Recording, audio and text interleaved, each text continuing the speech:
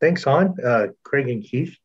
I'll be your guide on our first panel, re-invoking my role from yesterday's session. So I'm happy to serve as moderator, and I'm actually a presenter on this panel. So hopefully you won't get too confused with the duality of my roles.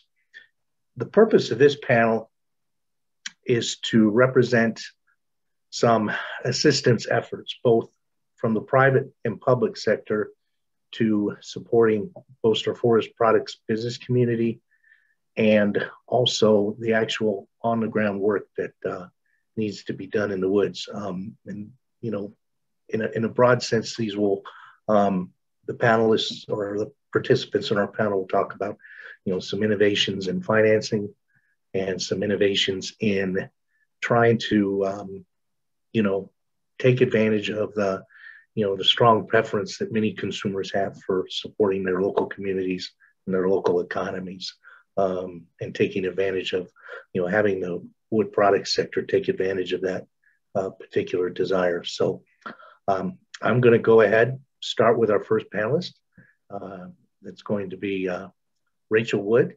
I've known Rachel a number of years. She's a consulting forester and has expertise in the traditional aspects you'd think that might bring. She brings to the table in forest management planning, inventory, marking, you know, cruising, implementing on the ground projects.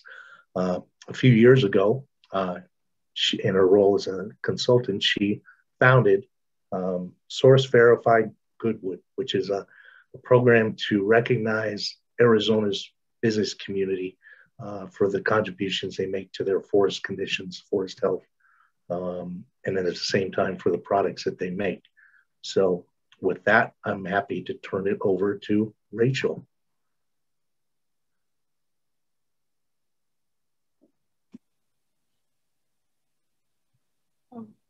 And to introduce,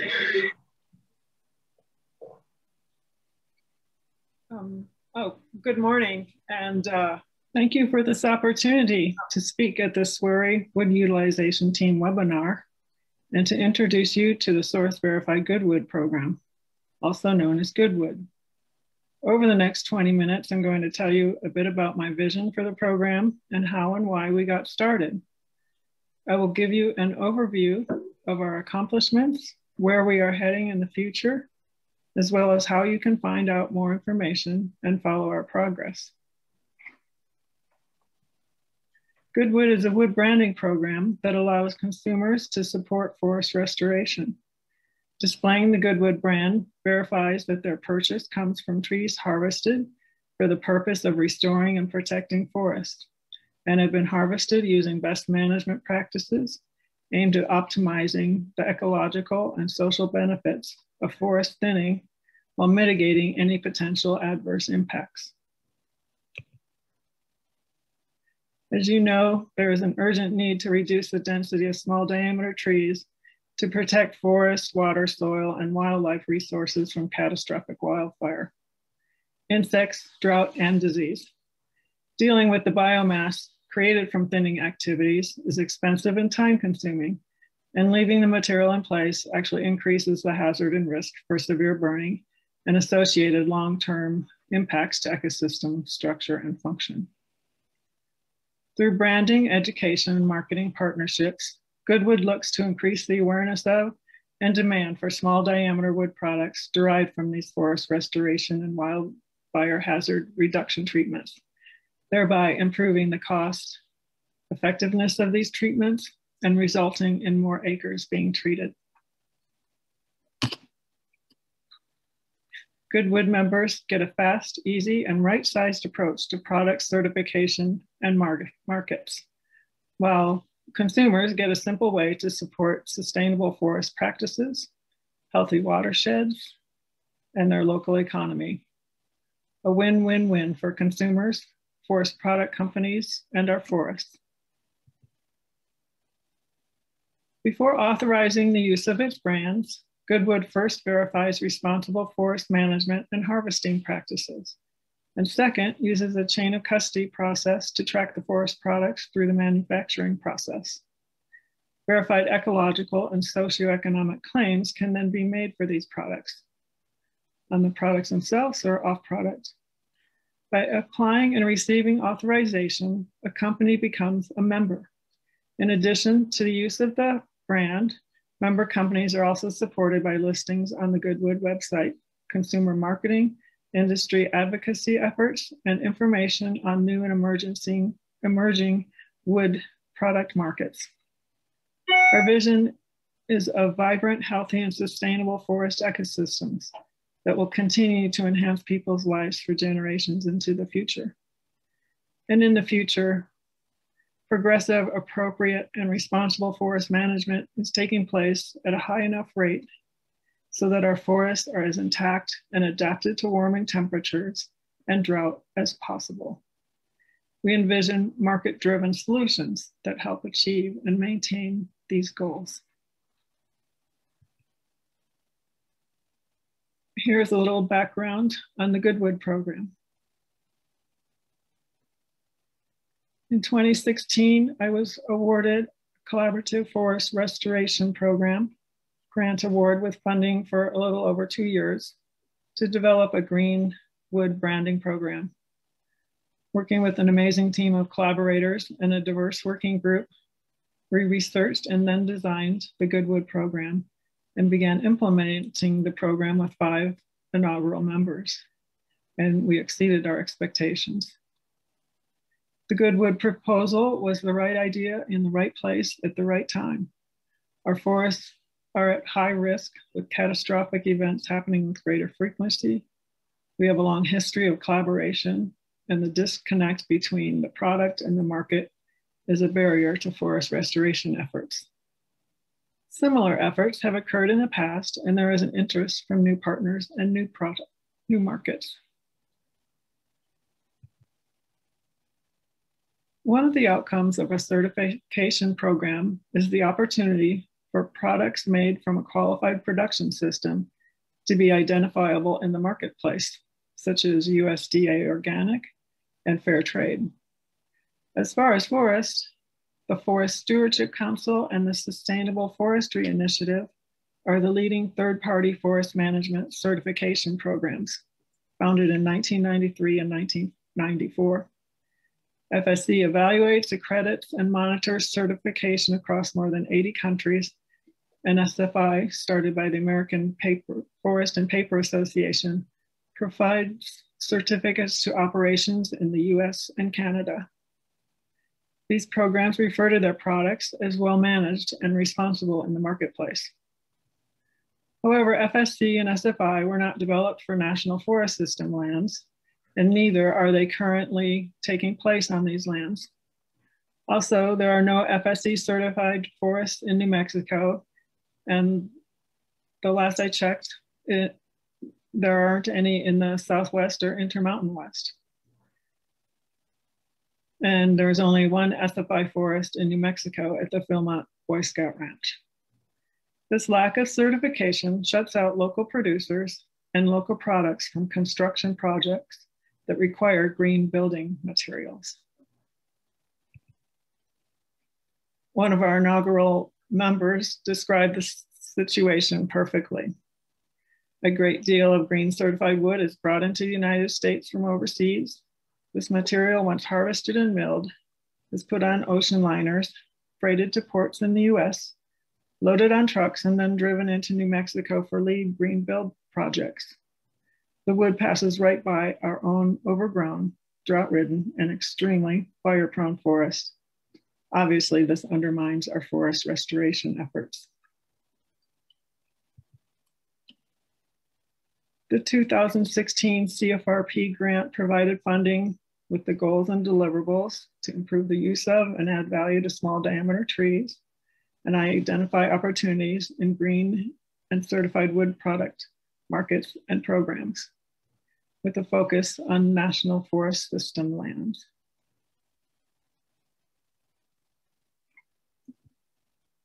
We began the program by building a foundation of knowledge and expertise and a set of policies, standards, and guidelines that would ensure program integrity behind our brand.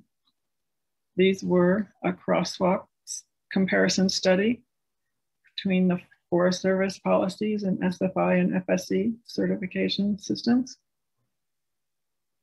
A market analysis with a survey, a business plan, verification systems, standards, guidelines, and key, chain of custody design, evaluation of green building programs.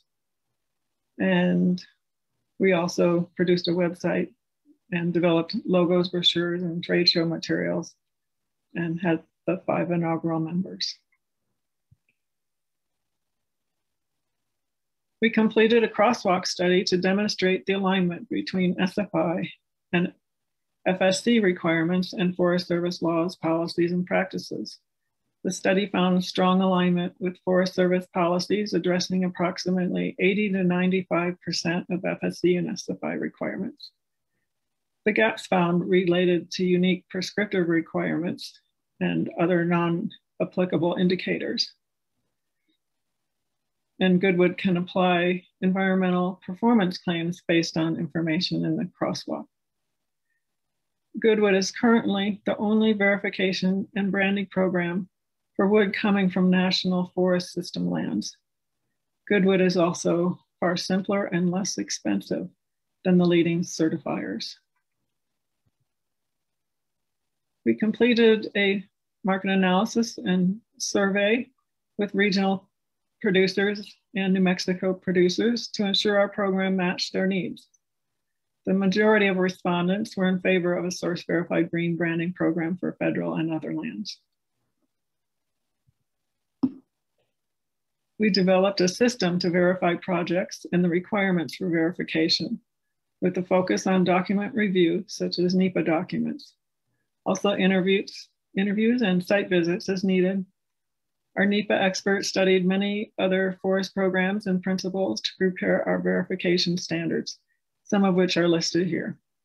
The CFRP, CFLRP, Wood Innovations Program, the New Mexico Forest Restoration Principles, and the Global Restoration Initiative's Forest Landscape Restoration Principles. Each criteria is measured in a consistent and objective manner using specific methods. These standards and guidelines, as well as our system for tracking and documenting verification, is essential for the program to be adopted by the building industry. The verification, while focusing on federal lands, can be applied to all lands, including tribal, private, New Mexico State Land Office lands, and all federal actions. Chain of custody tracking standard was designed for businesses in the program. This allows products to be identifiable in the marketplace. And the term chain of custody comes from forensics and involves tracking evidence following specific protocol. Chain of custody involves a paper trail requiring specific information, such as on sales invoices, to keep the verification claim and chain in place. Each member company has a Goodwood chain of custody code that identifies where the wood was processed and that the seller is approved by the program. Along with audits, Goodwood offers trainings and technical support to assist its members in understanding and complying with the chain of custody requirements. We created a website, and on the Meet the Producers page, we have member contact information and a map, a list of products they sell, and photographs. And we put the program into action with the 5 members. And these are more photos from the website.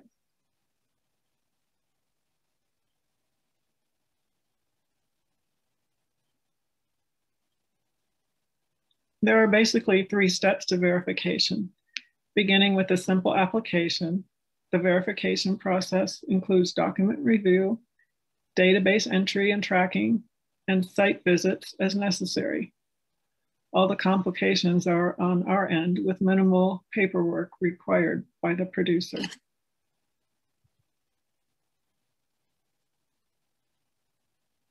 In summary, Goodwood services include forest source verification, chain of custody, design, documentation, training, and auditing, marketing, advocacy, education and outreach, exploring and growing new opportunities in green building, new wood products, and wood markets.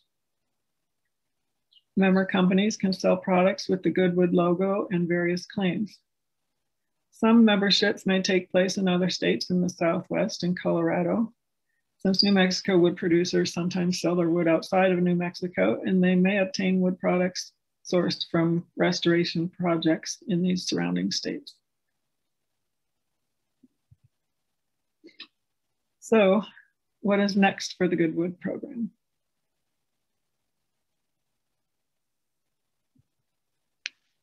We are soon expecting to receive additional CFRP funding to expand more market opportunities for New Mexico wood, including to grow and expand the Goodwood program, develop an affordable lumber, beam, and Viga grading program, update Viga span charts and have them qualified in New Mexico's building code regulations, and launch a buy local campaign into the Goodwood marketing strategy.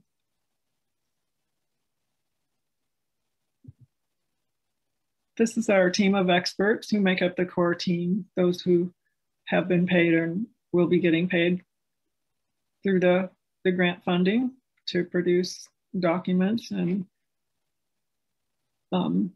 more. Katie Fernholtz, CEO of Dovetail Partners, an environmental think tank, has more than 25 years of experience with forest certification, standard setting systems, green building programs, and much more. Marie Rodriguez, formerly the Director of Stewardship at the Valles Caldera National Preserve, is a planning and communication specialist and a certified NEPA expert who brings a wealth of knowledge and expertise to the project. Eitan Krasilovsky of the Forest Stewards Guild will be helping us with some marketing and photography. They're a professional organization of forest stewards who are passionate about restoring and sustaining the integrity of our forests while meeting the needs of the communities that rely on them. And David Breaker's work focuses on strategies for economic, industry, and business development. He led the Santa Fe County Economic Development Plan team in 2014, among many other projects. Joe Golenvo of Mighty Nonprofits is an expert in all aspects of nonprofit management and provides website branding and marketing services. I myself have been a professional forester for over 25 years, working mainly as a consultant and as an FSE chain of custody lead auditor, contracting with the Rainforest Alliance on over 200 chain of custody audits throughout the United States. And here's the rest of our working group team. Many of these were involved in the 2016 project and will be on the new project coming up. And it's the Santa Fe and Cibola National Forest with outreach to all New Mexico and Southwest Region National Forest, New Mexico State Forestry, New Mexico Forest and Watershed Restoration Institute, New Mexico Forest Industry Association, the New Mexico State Land Office, the Nature Conservancy, National Wild Turkey Federation, the Pueblo of Jemez, Walla Toa Timber Industries, Mount Taylor Manufacturing, Roger Tucker Inc., RC Forest Products, and Silver Dollar Wood Products, with outreach to others.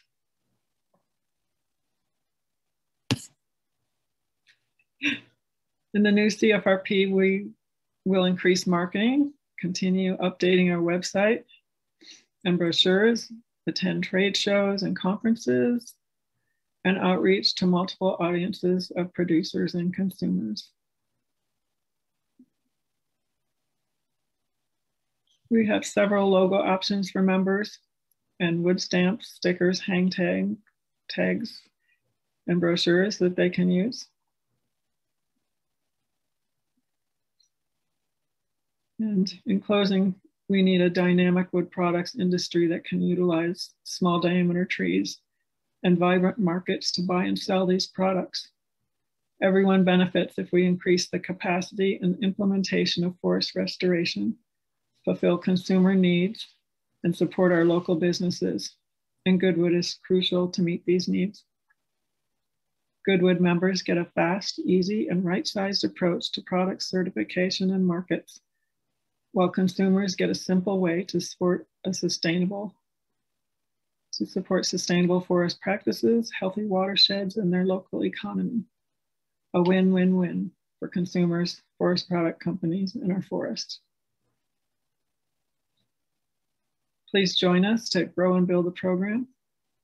It's more important than ever that we do our part to help our forests and watersheds, and we're all in this together.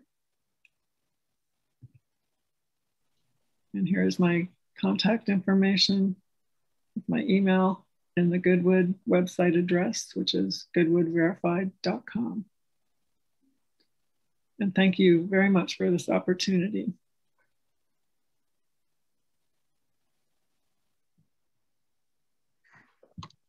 Thanks, Rachel. I think you can see why we're excited to have her as a participant on today's panel. I teased it a little bit from some of the questions we got yesterday on certification, and I think, Rachel's presentation did a great job of addressing some of those questions with her program. Next, I have the pleasure, I guess, of introducing myself. I also pre-recorded my presentation, so we'll cue that up and you'll hear the pre-recorded Tim. A couple things I'm going to cover in my short presentation will be, we have a similar branding program in Colorado. I'll touch on that. And then one of the other aspects of my presentation will provide an overview of a small business financing program. And with that, I will turn it over to Damon, because I think he's got me the pre-recorded Tim queued up. Thanks for the introduction, Carmen. I appreciate having the opportunity to participate as part of this panel. As Carmen said, I am Tim Breeder. I'm the program specialist for the Colorado Wood Utilization and Marketing Program within the Colorado State Forest Service. I've been asked to provide a brief overview of two of our initiatives within our program. One is our local wood branding program, and the other is our small business financing or business loan program. We think these are two of our more innovative efforts designed to support our forest products business community and ultimately result in healthier forests across our state. I'm not going to use a traditional PowerPoint approach. I'm simply going to walk you through our websites, web pages. They provide really the best information about the totality of our program and the particular initiatives I'm going to describe here as part of this panel. So this is the homepage of our Wood Utilization and Marketing Program. Simply search out the Colorado State Forest Service and you'll have no trouble getting to our homepage of our program.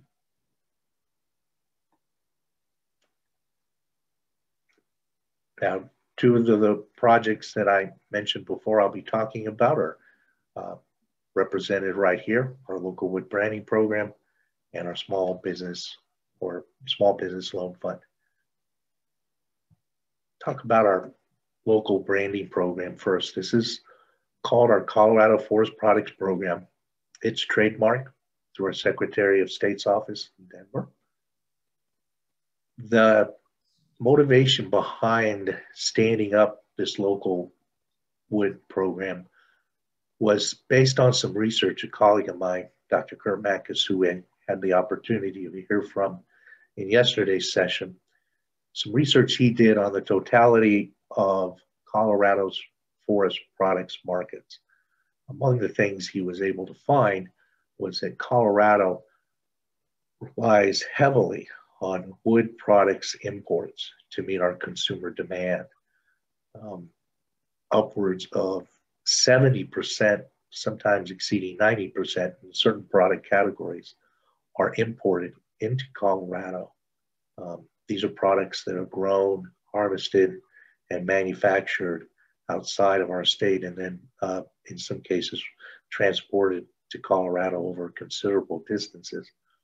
That has certain implications in terms of us meeting our forest management objectives and economies, as well as helping us support our forest products business community.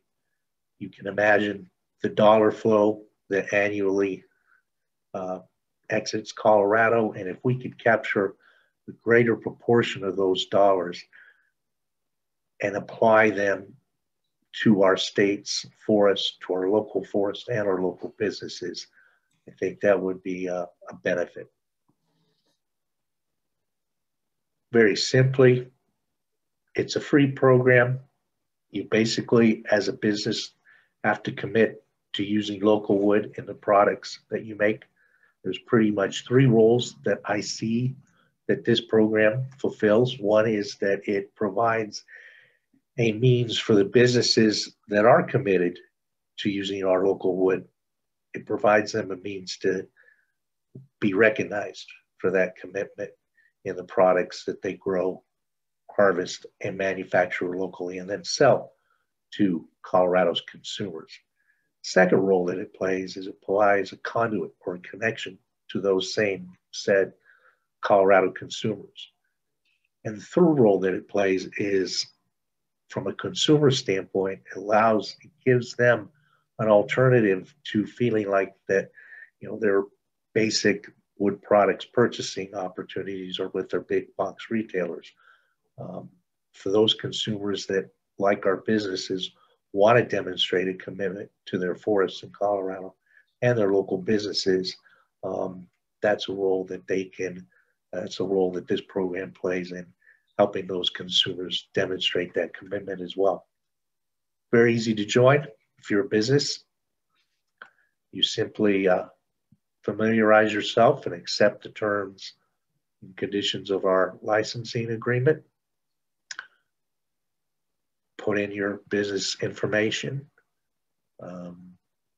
including the product categories that you produce from local wood, one of our public, private, or urban forests. And then you simply click on the license agreement that you accept the terms, and upon approval, you're immediately uploaded to the member directory where consumers can search in a variety of means. Initially, they're presented with search criteria based on product category. If we look at post poles and fencing, this is what the consumer will be represented or be presented with. Number of businesses where they might seek to purchase their material. Here's one in the Denver area, Greenway Building Products, and their company, their profile this is how they can connect with some of our consumers.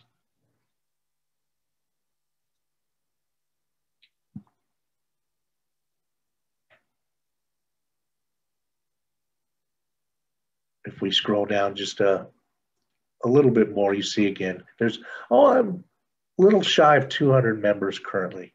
And, again, you can click on a number of ways to bring up particulars, business profiles.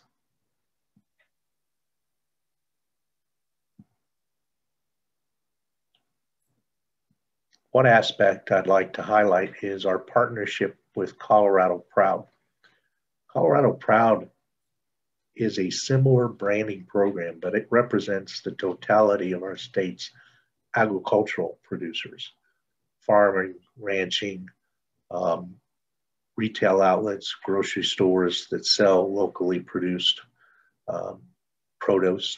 Also represents a number of restaurants that whose menus are developed with using locally produced agricultural products. So by default, if you become a member of our Colorado Forest Products Program, wood is an agricultural product. By default, you become members of Colorado Proud.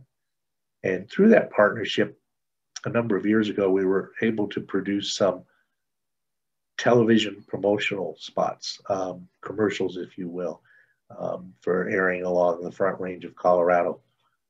We went out, did most of this internally. We hired a videographer. We spent a number of months visiting our Colorado Forest Products business members, shooting some video footage, most of which did not make it into these very short promotional announcements. And then we worked with a local network television affiliate in Denver to produce these promotional materials. And they've had, I think, a really good impact. I just want to give you a sense of these. We'll just bring up and listen to a couple of them. Did you know that when you buy a locally made wood product, you are helping keep Colorado forests healthy? By purchasing Colorado wood products, you support local businesses and reduce the costs of both keeping our forests green and protecting Colorado communities from wildfire. Colorado Forest Products, a Colorado proud partner. Good people, great products, green forests. Brought to you by your Colorado State Forest Service. We'll just take a look at one other one that we... Colorado forest products are a big part of our Colorado lifestyle. Did you know that when you buy a wood product made in Colorado, you're helping keep our forests green? Colorado Forest Products, a Colorado proud partner. Good people, great products, green forests. So that's our local wood branding program. Right now, I'll transition to the second program I was asked to provide some overview of, and that's our Forest Business Loan Fund. Now, we think this is a pretty innovative approach that not only works well here, but I think other states could use in supporting their forest products business community. As far as I know, there are only 3 others like it nationwide. Montana has a business loan fund specifically for their state's forest products businesses. California set up a business loan fund last year or the year before, principally in response to their catastrophic wildfire seasons that they've been having. And then, of course, the third one that I'm aware of is obviously the one that we administer through the Colorado State Forest Service. Point of emphasis here is that one of the things that, you know, owing back to why we established this fund is we frequently were hearing from our forest products business community that they had trouble accessing capital to make needed investments in their business, to grow their business, reduce their costs, improve their productivity, hire new employees, you know, be able to provide funding so that they can purchase inventory to carry them over through mud season, if you will. They were having trouble accessing that capital. In many cases, it's not evenly distributed throughout Colorado's rural communities. But in cases where it was available, they were having trouble qualifying for a number of reasons. There's still perception, I think, on the majority of our traditional lenders in Colorado that our forest products community is pretty volatile, pretty high risk. And a lot of our lenders just don't have the requisite comfort level in maybe lending to a business community they're not familiar with. So we established this loan fund, and it's a gap fund. This funding program, lending program, is not designed, it's designed to complement our traditional lending community, not to compete with them. Just give you some example of the type of applicants that we commonly see come to our program. Many do not have a business plan. So we provide some support for them in developing the basics of their business plan. Many have never really sat down and done a cash flow for their business to really understand, you know, the dynamics of their money. Can they even support a monthly obligation in terms of repaying a loan on a monthly basis? Many of them need assistance with developing that. A lot of them have never applied for a loan. So they're not even all that familiar, or maybe not comfortable with the process of applying for a loan. Or if they have applied for a loan, again, maybe they've had some negative aspects in their past financial performance that have kind of not, it made them ineligible through their local bank or traditional lending source. So again, we fill a gap or a niche. Again, the idea is not to compete with our traditional existing lenders in Colorado, but merely to complement them.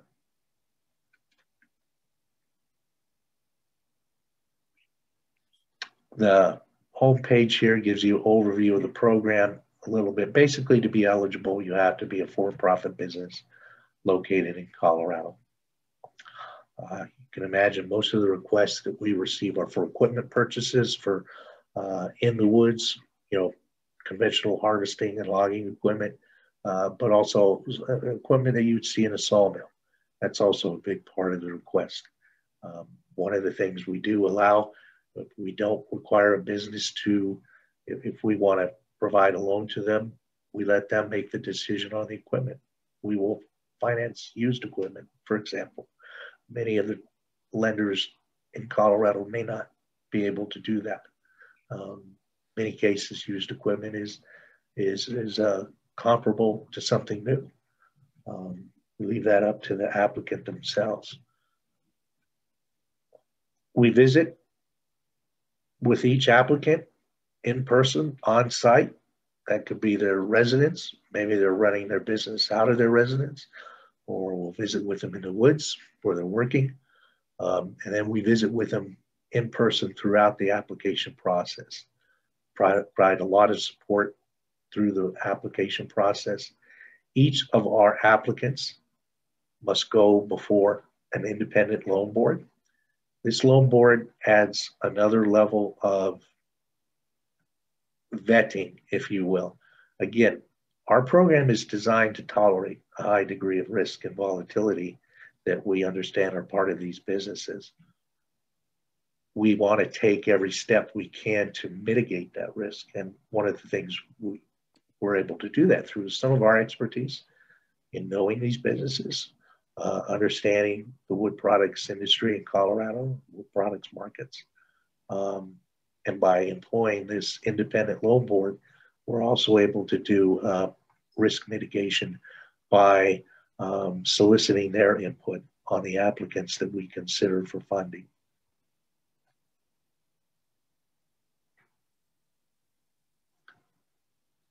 At this point, I think to give you some statewide perspective on the impact of our fund, this is just a simple map that gives you a little bit of the statewide distribution of where we made loans. We accept loans or loan applications on an ongoing basis.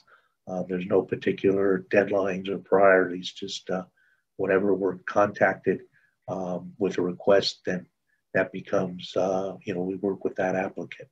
But you can see that we've made several loans across Colorado. One of the results of our program is that, for example, if we kind of center in on a couple of loans up in Northwest Colorado that we made, I mentioned that many traditional lenders may be hesitant to loan to our forest products business community. What we found is if we're coming to the table with an applicant and we're coming to the table helping represent that applicant, not only with some of our own internal expertise, but also with some money. We have skin in the game. That makes the comfort level a lot higher for locally based lenders to participate.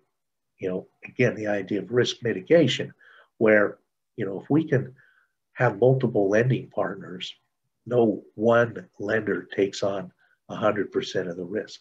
And again, this is a program that is designed to recognize and tolerate the high degree of risk and volatility associated with our forest products business community.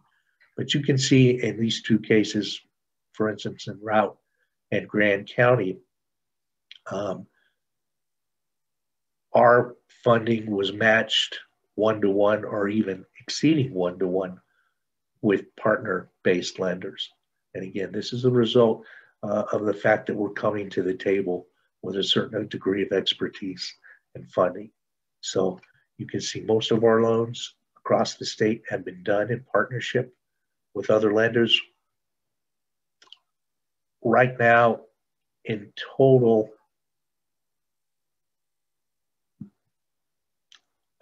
some of these figures probably are a little out of date. We've probably exceeded $5 million of total forest products investment into the infrastructure of our forest products business community. So probably a little over $5 million.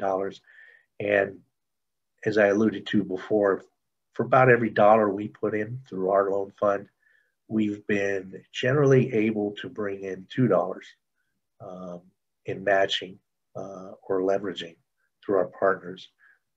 Allows us to make larger loans, more loans. And again, we've had 2 or 3 loans that have been repaid in full, and that money obviously then is available for other applicants to come request financing and ultimately receive support through our program.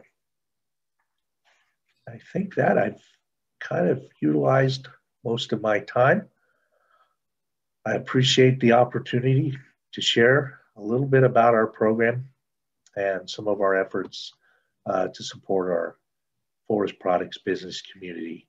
I'll turn it back over to the moderator and be available for our Q&A session afterwards.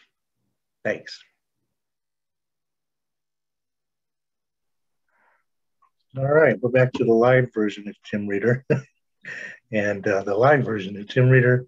Happy to introduce our final panelist, Erin Kimple. Erin Kimple is the Forest Health Program Director with the Mountain Studies Institute, which is based here in Durango-ish, Silverton area. Emphasizing the idea and our theme of innovation in this webinar, Erin's going to talk to us about an innovative financing mechanism to help accomplish the needed work on the ground through something that they've tabbed the Southwest Wildfire Impact Fund.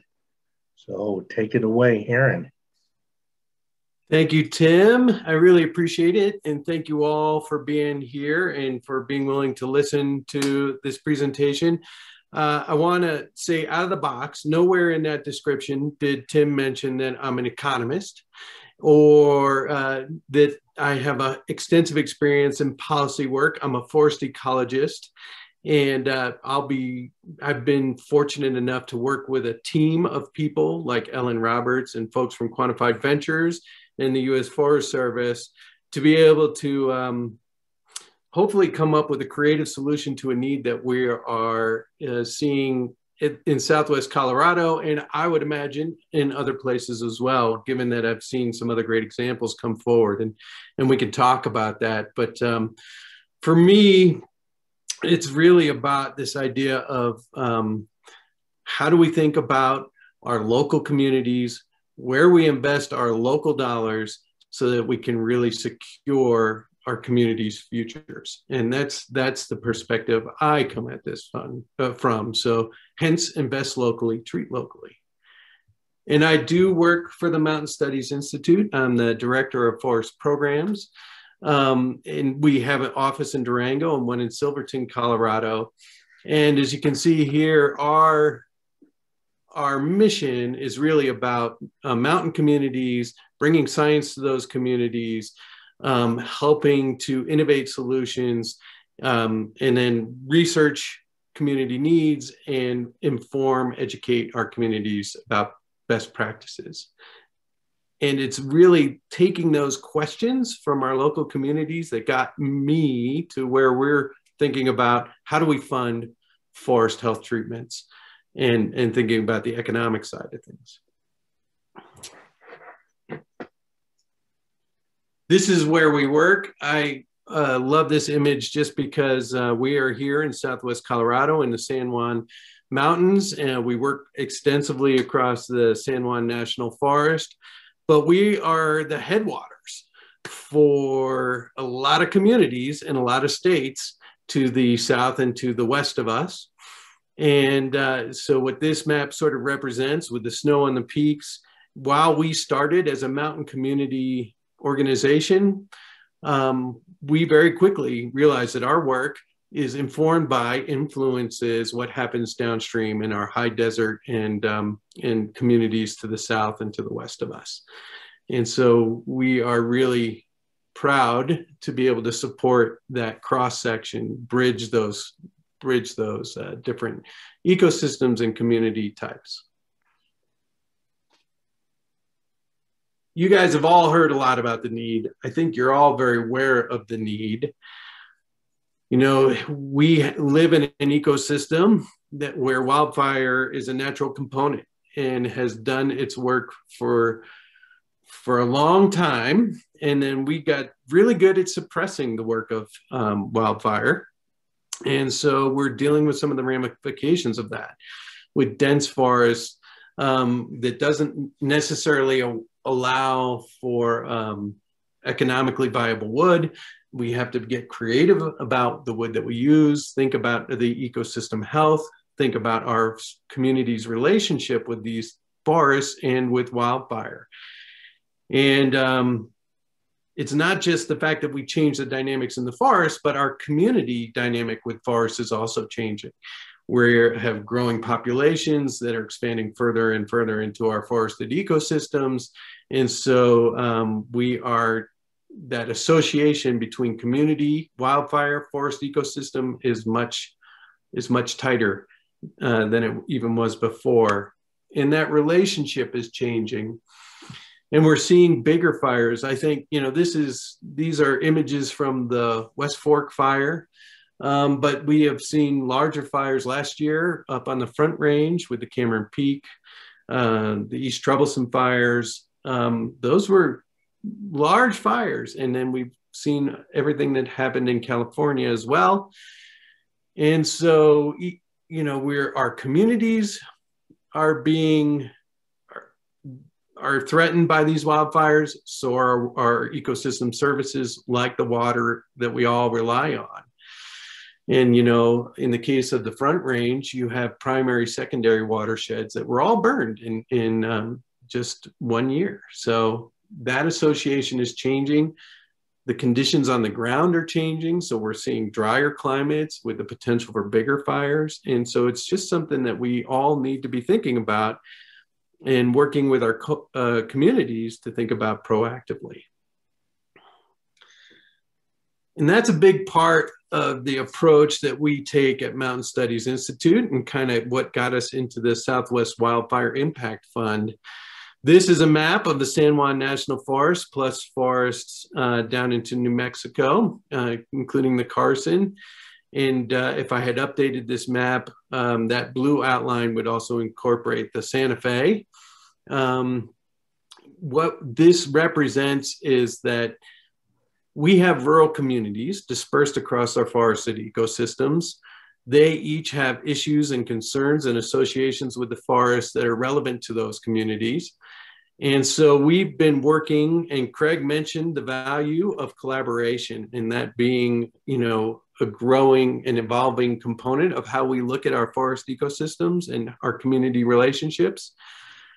This represents the collaborative structure that we currently have in our area. The green outline that's on there encompasses the Pagosa Ranger District on the San Juan National Forest. That includes the San Juan Headwaters Forest Health Partnership. The yellow line over to the west is around the Dolores Ranger District, and that includes the Dolores Watershed and Resilient Forest Group. The red in the middle is a group that we've been building in the Columbine District that's called the Four Rivers Resilient Forest Collaborative. And then the blue line is really what I call conglomerate. It's a conglomerate of collaboratives working across Colorado and New Mexico to address headwater forest ecosystem watershed health issues for communities downstream into Santa Fe and New Mexico. It's the two watersheds, three rivers, two states cohesive strategic partnership, or the 232. But it's this rural nature of our communities that really offered up challenges to us. We don't have access to large water managers like they do in Denver, and we don't have access to some of these big funding sources. And so how do we help support our local communities to invest in their landscape in those immediate areas, and do it through this collaborative process? And really, so this is sort of another way we started approaching our communities. We took our community centers. We started thinking about our communities and the connectors like highways, infrastructure, power lines, and our key watersheds as sort of our central points. Like, these are the key values that we need to think about on the landscape. And then we began to take an approach to it like you would for defensible homes, where we had zones of work area. And we began to think through, where do we need to be doing active thinning and treatment work? Where can we let natural processes do more of the work, and build this gradation outward from our community centers and key connectors? No matter how you look at these communities and how you put that together, what you come up with is a compilation of different managements where we need to treat the whole landscape, and we need to be able to support the work happening across public lands, across private lands, and that includes, and then thinking about our BLM and state lands. And so no matter how you cut it, it takes working together on that landscape, funding work across that landscape to really protect our communities and make them more resilient to wildfire. And across all of these different, potential combinations of where we would work on the geography, private land was always a big piece, and that's hard to fund. And so when we start talking about pace and scale and increasing pace and scale, it's not only on federal lands, it's also on private lands. And, these are all the things that you guys we've discussed this morning and heard presented. Funding is tough. And we need our counties and our cities to be able to advance funding towards this kind of work. We need we need to be able to build the right workforce and capacity to be able to actually do the work if we get the funding. And all this needs to be coordinated so we're doing the work effectively and efficiently on the landscape. So that's, a few years ago, that funding need really drove this idea behind a Southwest Wildfire Impact Fund. It was really about, okay, if we don't have access to big, deep pockets, how do we secure funds to do that work at the pace and scale that we need? Where do we get that investment from?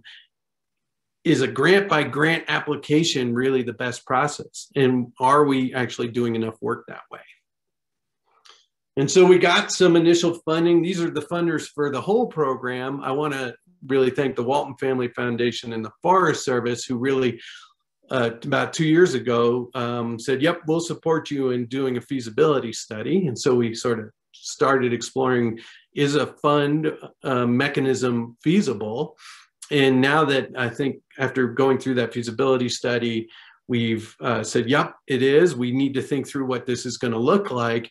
And we were able to secure funding from all these other folks, including the National Forest Foundation, the Gates Family Foundation, some very local folks like Southwest Water Conservation District, Southwest Bank. And so just really, and this continues to expand. We just got some money from the Mighty Arrow Foundation, and we have some investment from the Community Foundation of Southwest Colorado, and very fortunate to get the U.S. Endowment Fund. So really fun to see, really appreciative of all of these folks. When we started breaking this down and thinking about this, we wanted to build a program that would touch on all of our communities, but understood that we're doing something that's pretty new. So where do we start? where do we, see, kind of build a pilot that we can think through? And so this represents that center component across the San Juan National Forest. This is the Columbine District of the San Juan National Forest. Within that, we started thinking about the acres that we thought were treatable. And so we were thinking about, ponderosa pine, our dry mixed conifer kind of areas, thinking about our community centers and our connectors, like our key watersheds and those values.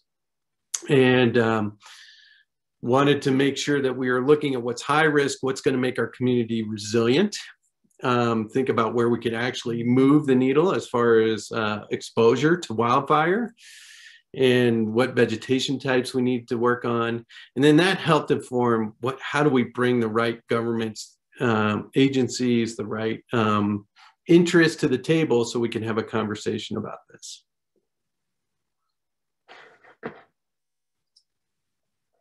And then we started, the other thing to note is that this is happening in the context of now the Rocky Mountain Restoration Initiative. So we did some work thinking through where we could do work across the broader landscape. The Rocky Mountain Restoration Initiative is really an initiative to think across boundaries, to think how we are focusing, targeting, and implementing transformational change on the landscape, so that in 10 years' time, our communities are really ready for wildfire. And so there's a time frame to that. How do we get from 0 to preparedness in 10 years is kind of the concept. And while the Rocky Mountain Restoration Initiative isn't a funding pool, it offers that vision. It's brought forth a shared stewardship approach with greater investment from the state of Colorado to participate. And they've been active partners all along, but even across the value interests of wildlife, recreation, water, and communities, bringing all those focus to help inform our work going forward. The Collaborative Forest Landscape Restoration Program, I think many of you have experienced, is a federal program that'll bring federal dollars that can be applied to the public land side of the fence. The Southwest Wildfire Impact Fund, the SWIFT, will help us move forward on the private land side of that fence. And so that we are advancing that transformational change on all the lands. What we're trying to do for the private land side then is take these different interests, think about what a program cost might be, think about our different payers, and each of those payers is limited in what they can bring to the table. So each one of them individually doesn't, amount to the amount of work that needs to be done. But when we stack those people up, when we stack those potential investments up, we can actually, our theory and a hypothesis is by stacking that up, we can actually move it, bring forward enough money to meet the program costs and more, and develop a revolving fund, which will not only help advance our initial work, but will then carry it forward into the future, help with the maintenance side of things. And so what we're proposing is a pool of available funding that will be tapped into, available to the people locally who are already doing great work here, like the Wildfire Adaptive Partners, like our Colorado State Forest Service partners, like our consulting foresters, and really help advance their ability to get work done on the ground. We're hoping to secure a bond through the Colorado Water and Power Authority. They have that ability as an initial investment. And then our other payers like the county, La Plata County, City of Durango, and other partners as we go forward can then help pay back that bond. But we'll get the initial investment so we can get the work done up front and then pay it back over time. This will also include grant funds and additional other sources that can help us carry forward and reduce that amount of costs that people have to pay back. So it looks like this with the initial capitalization from a bond, bringing other grants and appropriations, potentially revenues from biomass as that turns up, bringing in cost share from the landowners and growing interest. And hopefully, we pool all that, disperse it out to our different treatment mechanisms, and our authority members, we'll have to develop an intergovernmental agency that actually then pays that back, but we'll get that initial investment and hopefully reduce their cost for the future payback.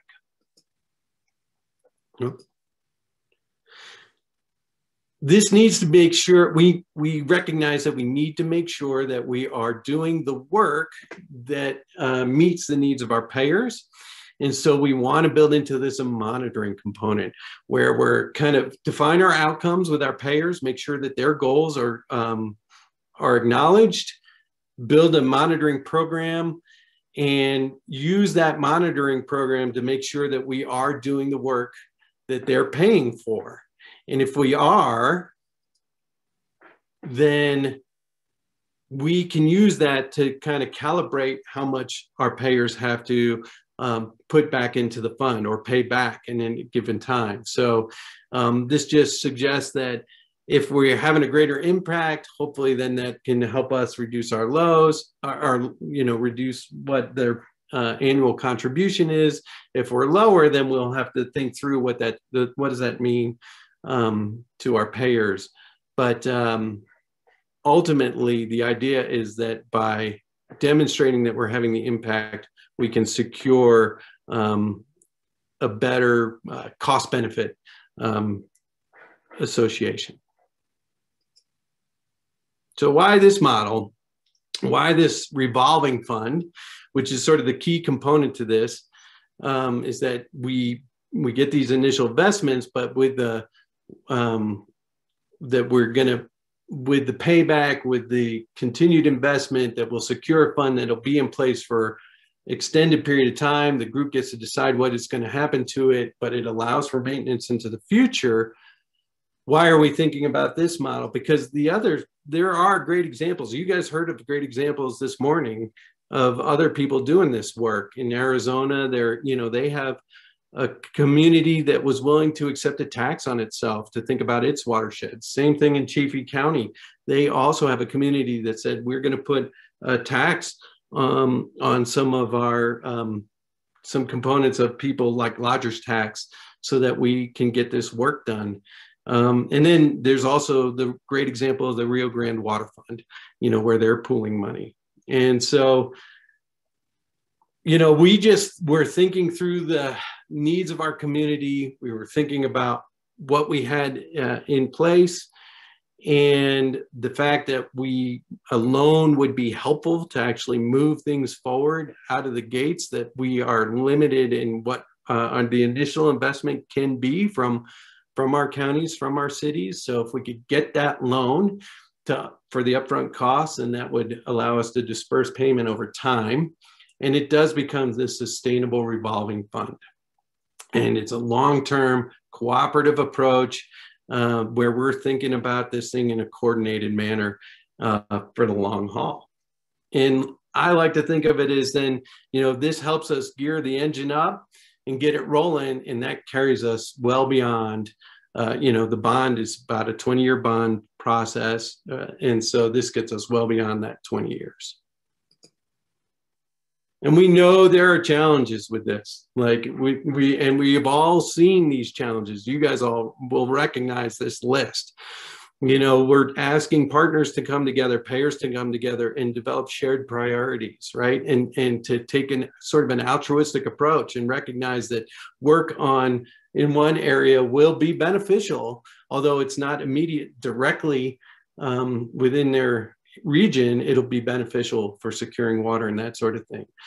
We all recognize that if we're going to talk about increasing pace and scale, then we need more foresters and we need more contractors to do this kind of work.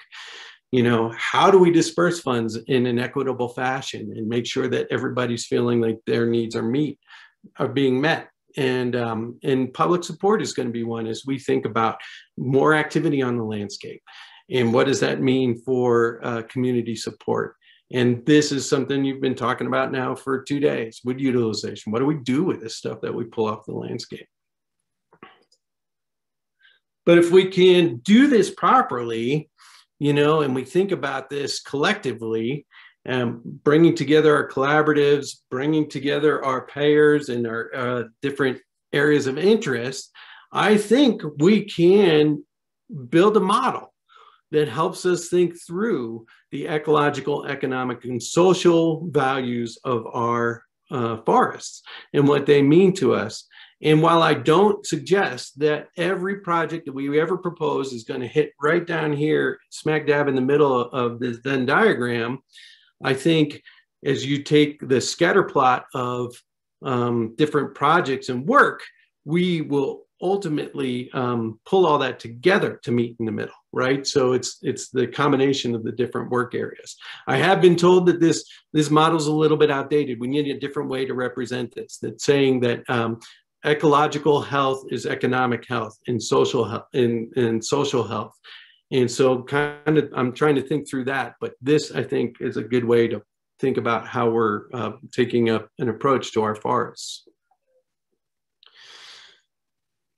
And this comes with the need, as we are doing this economic effort, we also were brought into this need for, there's some political things that have to happen for this. And the big one here is in this bar down at the bottom. Colorado Water and Power Authority has been authorized to bond forest health work, but that's in 2023. Until 2023. And our work will extend well beyond that. And so there's a need to expand that capability. We're also hearing in our legal or in this process that there are other additional needs. And this is a bill that's been proposed to this Colorado House of Representatives, where they're reviewing, and they've drafted up a bill that looks at local intergovernmental authorities and allowing them to undertake forest health projects. It's looking at county and state municipalities and statutory codes.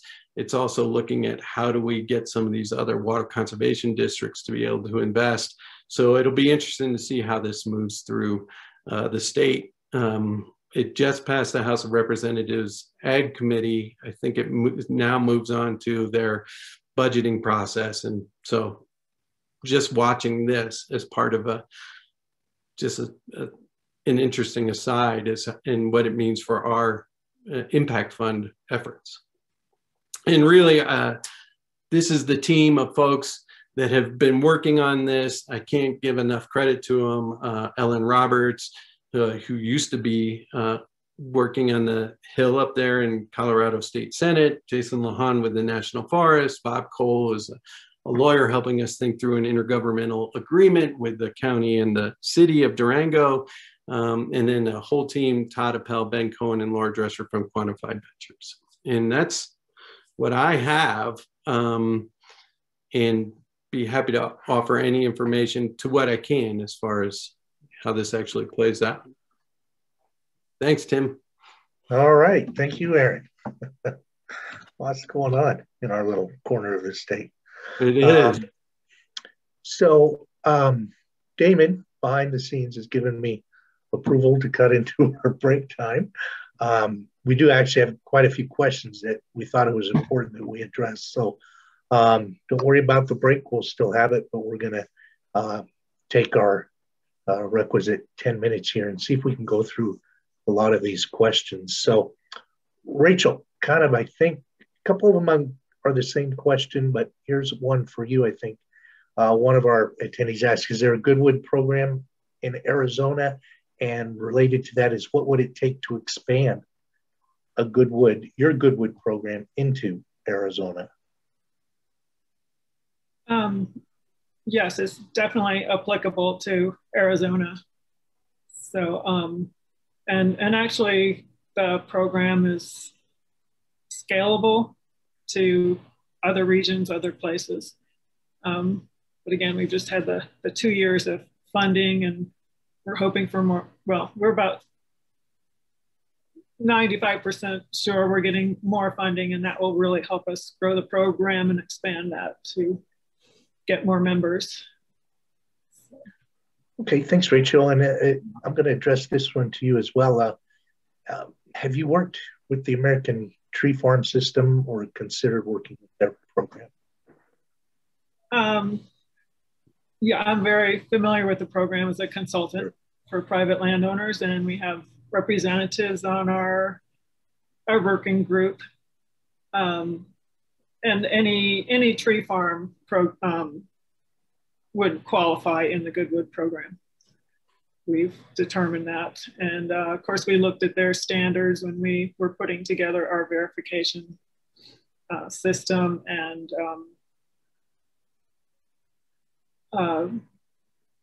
PEFC was coming to New Mexico for a couple of years to certify.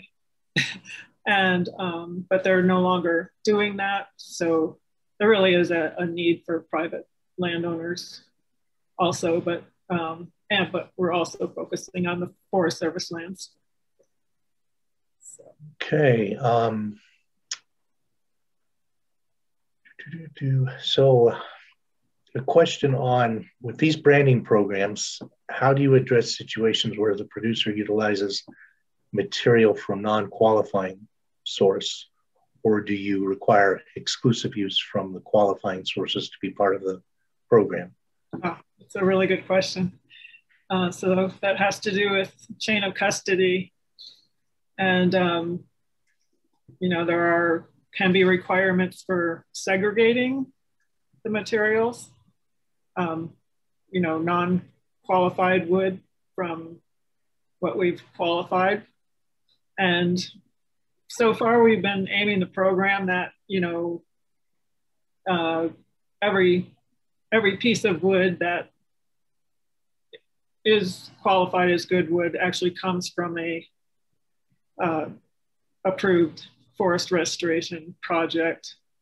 But the other certification companies also have what's called a mixed claim, whereas a certain percentage, so like if they get in half of their wood comes from certified forest, they can put a claim on half of that wood going out, but it's not necessarily that exact piece of wood. So that's an option. Okay, thanks, Rachel. From our perspective in Colorado, addressing this question, our qualifying sources are broader based. Basically, if they're taking wood in the products that they make from a public or private or even an urban or community forest, that's how we address the exclusivity or chain of custody in terms from the source. So a couple of positive comments on both programs. Thank you. I think the next one's addressed to me on how is our loan fund capitalized? How is it sustained? And have I had any loans go south, which I'm going to interpret that means bad, go south on me. Capitalized, our fund is, number one, sustained and funded by the repayments.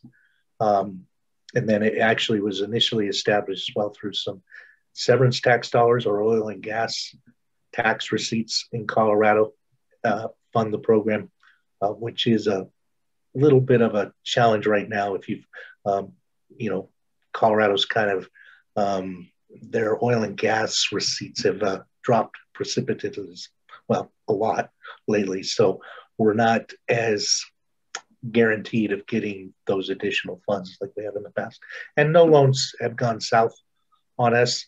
We're pretty flexible. As long as our applicants communicate with us, we recognize the challenges that they face. So, give you a good example. One of our applicants who receives a loan moved his business.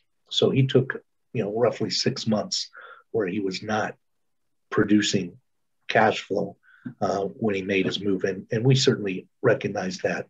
And for that period of time, we just asked that he do interest only. But yeah, none of the loans have gone south on us. And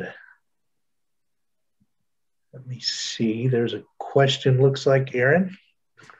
Yeah. You are going to be brought into the club here.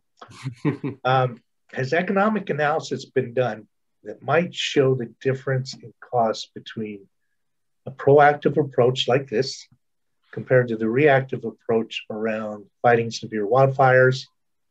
So for every dollar invested here, how many dollars might that have saved in suppression or remediation efforts? Yeah.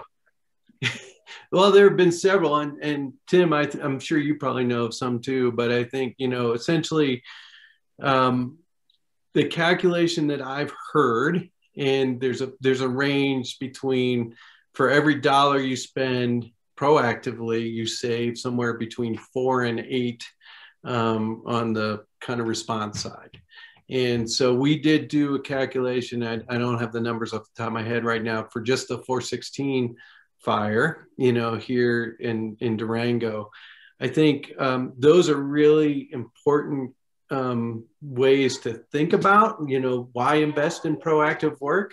The trick to that too is that, though, it's very hard to predict where a fire is going to happen. So, there's some just sort of acceptance of, like, we're going to do this proactive work so that we can do our best to make sure our community is resilient as possible. And we can't always guarantee that. All right. You're going to take another swing, Aaron. So this question is, so the SWIFT is the bonding authority, ? And then they go on to ask, like a municipal bond? Right. This is from a resident of Flagstaff and a small investor in the Flagstaff muni bonds. And then they reference a state entity through their project. So if you could address as much as you can that question. Yeah, you bet. And this is where I pretty quickly get in over my head, but I know enough to be dangerous, so I'll do my best. Yes, right. So we need a bonding authority, and so the SWIFT will have an intergovernmental agency that can secure the bond with the Colorado. So the Colorado Power Water Authority will actually secure the bond. They have access to that, and they can get, decent rates. But we'll need somebody who will commit to paying that back, and that will be this intergovernmental agency between whoever we bring to the table. Right now, we're currently thinking La Plata County and City of Durango, and potentially some other partners as we grow. We're kind of taking a phased approach, trying to do a pilot and then bring in other partners to expand on it. The interesting thing that we see with this is that there's that commitment is scary for folks, and this idea that we're going to make that commitment to invest in forest treatment proactively like this, it's not done. And so to ask people to do this, it's just a big leap. And so we're there's all sorts of questions around, okay, is there an escape hatch for us? If we can't make it, what does that mean for us? And so we're still working out all those details. Excellent job, Aaron. I think I'm going to address this to you, Rachel. Is it correct that SFI certified sourcing would allow USFS harvested volume to be certified if the manufacturer participates in that program?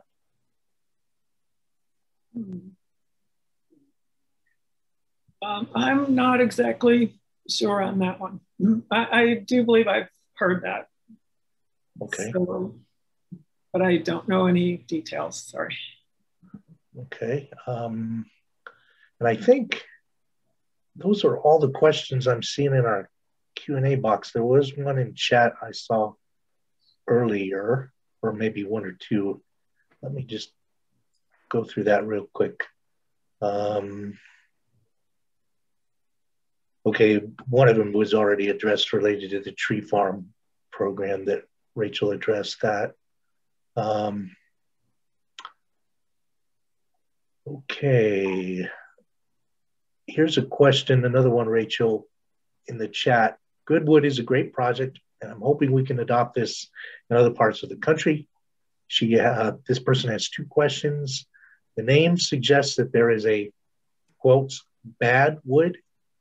How was the name been received by private industrial landowners and other industry partners? Right, we did have discussions on the name when we created it, and it is, you know, very important that we put the source verified with the Goodwood, like on logos and our literature and brochures. So it's to, you know, also Goodwood, there could be some confusion that it's the quality of the wood, the grade of the wood. So we are important to make sure that this is about,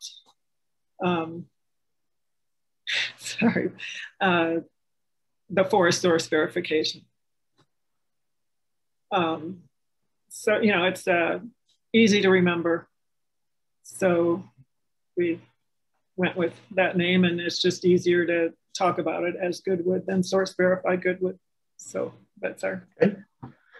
Thank you. And then I think just one more, in keeping with our break question. This one is one I have to field. What is used as collateral by the businesses in our loan program? You know, lots of things. Basically, we'll consider just about anything. So collateral is existing equipment that the applicants may have, you know, everything rolling stock, everything from their, you know, the company may own pickup trucks, that we can accept that as collateral. One of the sources that a lot of our businesses are surprised that they can use is just their raw material inventory.